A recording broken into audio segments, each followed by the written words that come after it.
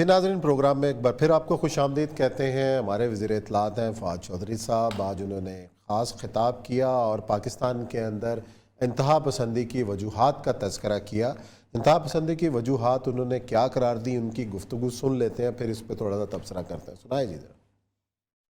Danger with in ہے، جو باہر کا خطرہ ہے اس سے بہت بڑا ہے کہ ہمارے ہاں ایکسٹریمزم کی بڑی وجہ مدارس ہرگز نہیں ہے۔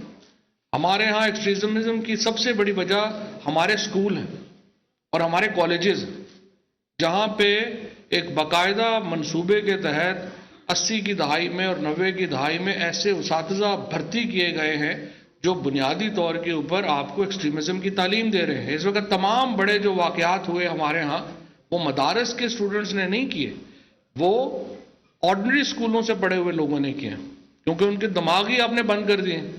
اگر آپ ایک اس طرح کی سوسائٹی تشکیل دیں گے جس میں دوسرا نقطہ نظر جو ہے وہ پہلے ہی منٹ میں کفر ڈکلیئر ہو جائے، دوسرا نقطہ نظر جو ہے اس کو فوری طور کے اوپر جہنم کی بشارت ہو جانی ہے، تو آپ دوسرا نقطہ نظر کیسے جو ہے اس جی، اور یہ صاحب ایک تو اس کا اور بھی حصہ ہے تقریر کا، جس میں فواد چودھری صاحب نے کہا کہ اس وقت جو ریاست ہے وہ انتہا پسندی سے لڑنے کے لیے پوری طرح تیار نہیں ہے۔ تحریک لبیک سے معاہدے کا بھی جو ہے وہ ذکر کیا، جس میں انہوں نے کہا کہ ریاست کو پیچھے ہٹنا پڑا اس معاملے کے اندر۔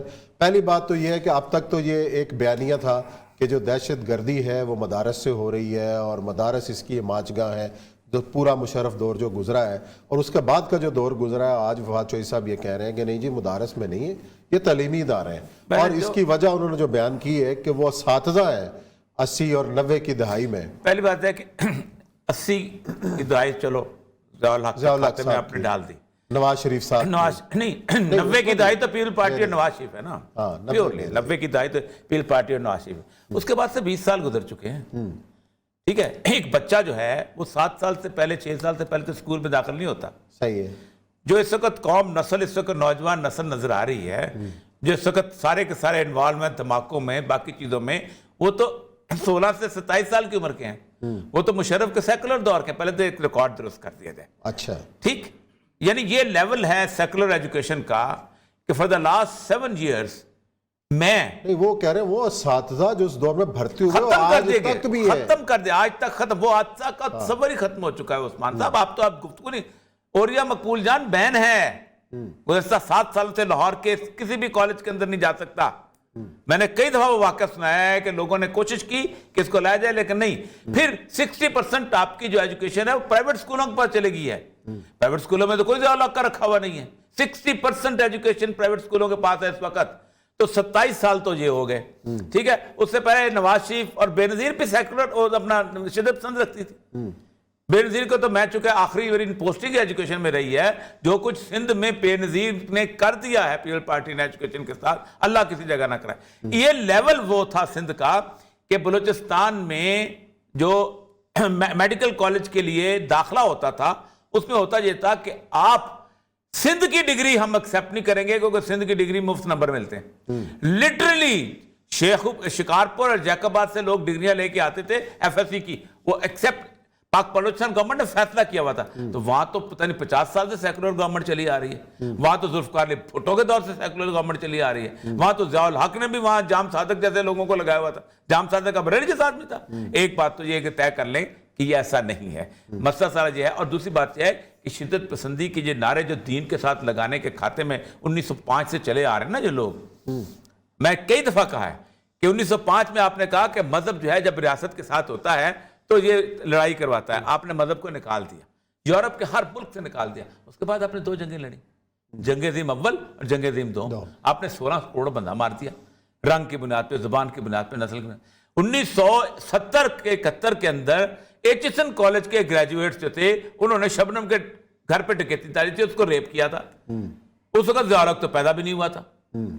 73 میں جس وقت یہ سارے کا سارا انسرجنسی ہو رہی تھی، جب اجمل خٹک وغیرہ اور دوسرے لوگ جو گئے ہوئے تھے افغانستان میں گئے ہوئے تھے اور وہ سارے کا سارا قتل و غارت ہو رہی تھی، 6,000 کے قریب بلوچ مارے گئے تھے، 3,000 کے قریب پاکستان کی فوج کے سپاہی مارے گئے تھے۔ آپ مجھے بتائیے اس وقت ضیاء الحق پیدا بھی نہیں ہوا تھا، اس وقت ٹکا خان ہوتا تھا وہاں۔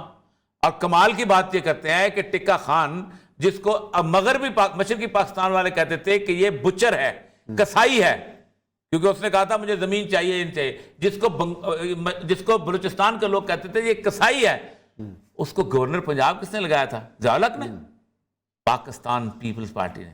وہ سیکرٹری جنرل کس پارٹی کا تھا؟ پاکستان پیپلز پارٹی کا، ٹھیک ہے۔ پھر کہتے ہیں کہ یہ جرنیل، مسئلہ یہ نہیں ہے۔ فواد چوہدری صاحب ابھی ریسنٹلی اپنا ایک معافی نامہ جمع کرا چکے ہوئے ہیں، کہاں؟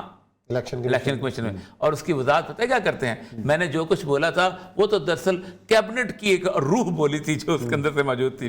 تو بھائی جان، یہ فیصلہ آپ کا نہیں کیا، پاکستان کی کیبنٹ نے فیصلہ کیا ہے۔ اور ایک بات یاد رکھیے کہ پبلک فورس کو جب بھی آپ ڈکلیئر کریں گے کہ یہ ایک ناپسندیدہ چیز ہے تو آپ کو واپس لوٹنا پڑے گا۔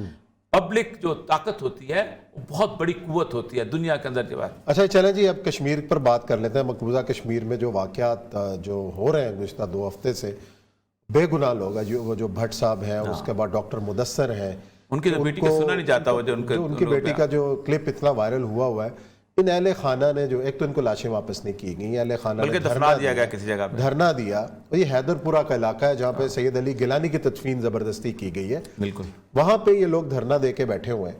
اس کے بعد رات کو جو وہاں پہ ان کے اوپر جو تشدد ہوا ہے اور وہ جو مناظر وہ بھی وائرل ہو رہے ہیں، مطلب کوئی دکھا بھی نہیں سکتے اس قسم کی چیزیں ہیں۔ مطلب کوئی بازو پکڑنے والا نہیں ہے بھارت کا، کوئی روک ٹوک نہیں ہے، وہ اتنے شیر ہوئے ہیں۔ دیکھیں عثمان صاحب، میں آپ کو ایک بات بتاؤں، جو لوگ یہ کہتے تھے نا کبھی کہ بنگلہ دیش، پاکستان اور انڈیا، یہ تینوں کے لوگ مل کے ایک بہت بڑی سائزیبل اکثریت بن جائیں گے، ہم کو کوئی 30% کے قریب ہو جائیں گے تو ہم انڈیا کے اندر ہمیں کوئی انکار نہیں کر سکے گا، ان کے سامنے 99%، 90% کشمیری جو ہیں وہ کچھ نہیں کر سکے اس پورے علاقے کے اندر۔ جس خطے کے اندر 90% لوگ رہتے ہوں، اور جس خطے کے اندر تمام مسلمان ہوں، اور جس خطے کے اندر گزشتہ تقریباً 72 نہیں 100 سال سے ایک آزادی کی موومنٹ چل رہی ہو، وہ انڈیا کے سامنے کچھ کر سکا۔ تو آپ جو ابوالکلام آزاد کی زبان میں لوگ بولتے تھے کہ ہم ایک بہت بڑی میجورٹی ہو جائیں گے، 14 سے 15% تک مسلمان ہیں وہاں اس وقت، اور یہی ریشو اسرائیل کے اندر ہے۔ اور دونوں جگہ بگسٹ جمہوریتیں کہا جاتا ہے، وہاں بھی کہتے ہیں ہماری جمہوریت ختم نہیں ہوئی، یہاں بھی کہتے ہیں کہ جمہوریت ختم نہیں۔ میں سوچ رہا تھا کہ آج شاید ہم چلا سکتے ہیں، اگلے دفعہ چلائیں گے۔ واجپئی کی بیٹی نے جو زبردست قسم کی اسٹیٹمنٹ دی ہے، اس کا ذکر کیا تھا ہم نے پروگرام میں، ایکسیلنٹ سے اس نے کہا کہ آپ نے ہر چیز کا جیسے کہا نسلاً اس کو ختم۔